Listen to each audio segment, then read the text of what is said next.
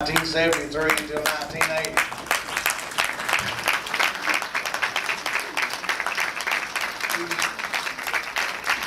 Held his EMT paramedic license #1 in the state. He's now serving as the Executive Director of the Birmingham Regional EMS, which does the in-service training, protocol development in the area around Birmingham, Alabama, for the fire departments, paramedics, ambulance service, and first responders. Also operated the Alabama Trauma Communication Center, which controls all the trauma patients in Alabama, which is average about over 115,000 up to this date. And he was also the first employee of the state of Tennessee EMS division. So it's an honor to have Joe with us, Joe Acker with us today, and he's got a few words that he wants to say.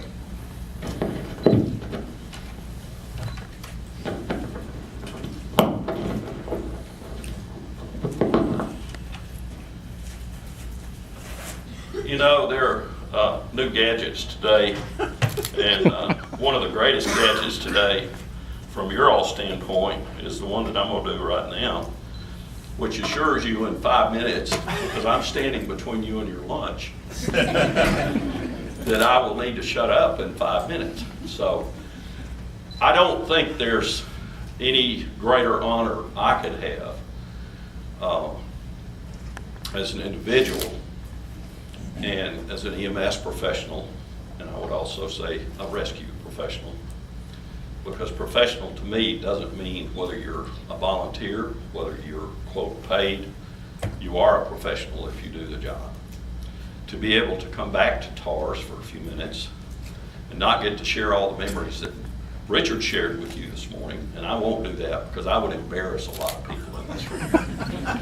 And you could go home and embarrass probably a lot of families of people who are no longer with us. So it's an honor to do that, but it's an even greater honor to be able to give an award that TARS wishes to bestow on a very special individual.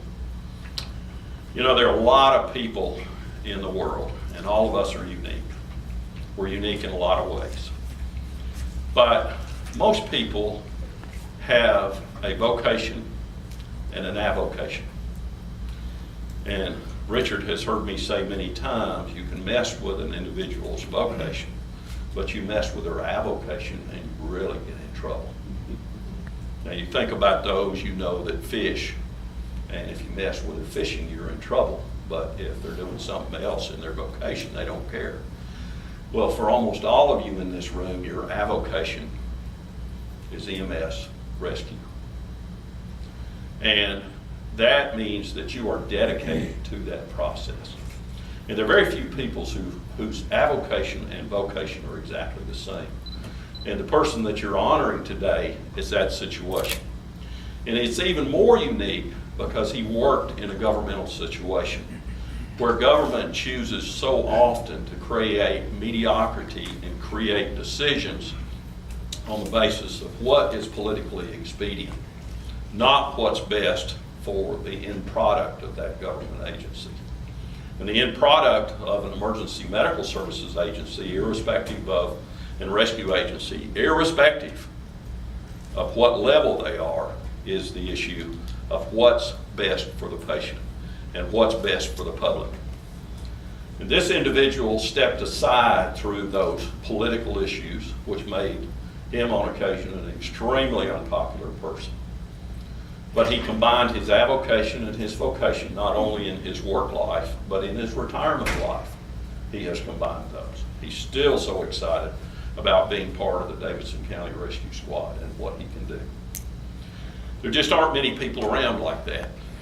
But I also want to tell you that from an ex-state EMS director's viewpoint, when Rescue Richard was involved, TARS had the greatest advocate on issues they could have ever had. Now granted, he recognized shortcomings that we fixed over the years, and you all fixed even well beyond the time that I was involved here, and continue to fix today. I still get your mail out. Hopefully you won't take me off your list after this. But I am so proud of what you continue to do.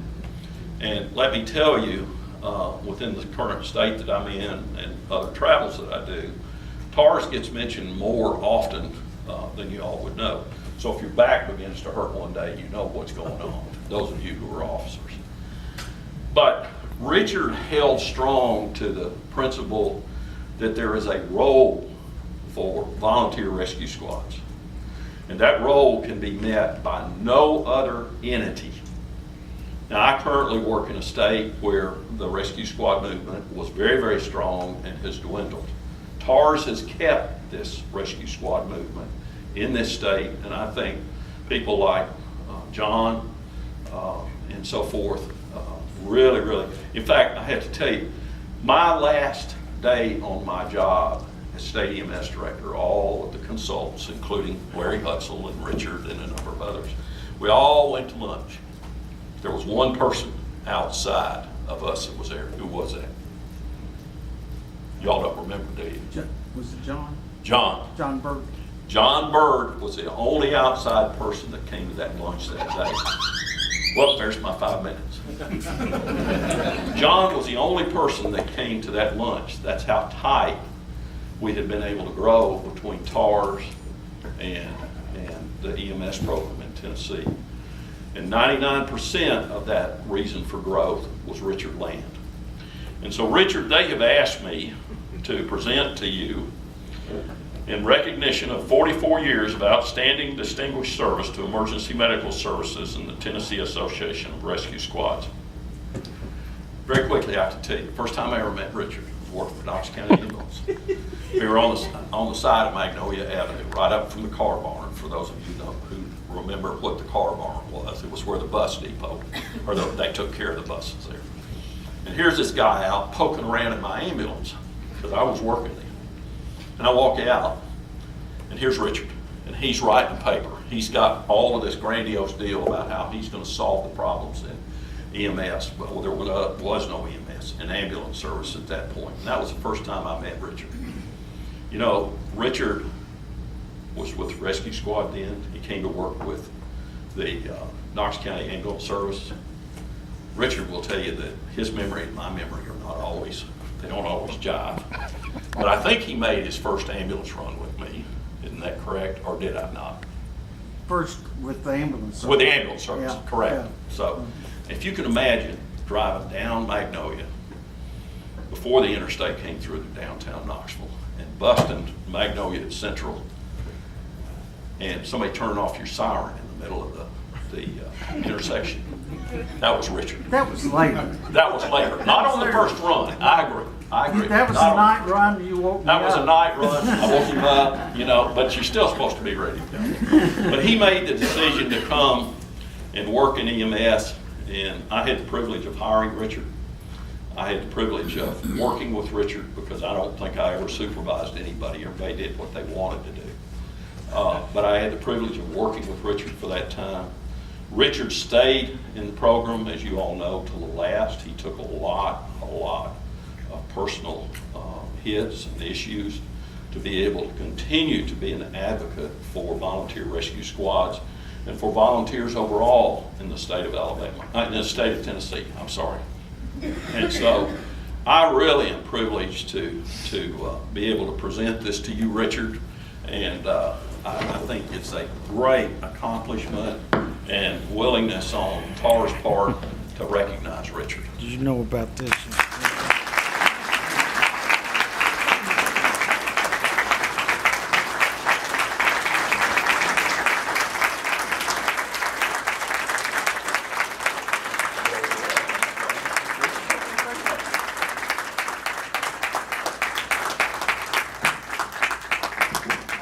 You all are in trouble. I'm giving this back to him. Few things render me speechless, but this is, thank you.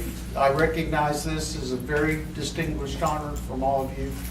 Many of you have known me personally over the years, known some of the personal trials. Bobby Darnell knows there's even more of a story to tell because of last November, my brother committed suicide. and shot my sister-in-law before committing suicide. And so I've been dealing with the other side of the trauma system this last year. And Paul Trumpore with the Chaplains Association said, this is a story you're going to have to tell. Psychologists say the same thing. I've been through some of the psychological training, seeing the PTSD from that side of it. And so I do have sympathy for those folks that do that. But I really appreciate this honor, appreciate the recognition from all my colleagues. Thank you.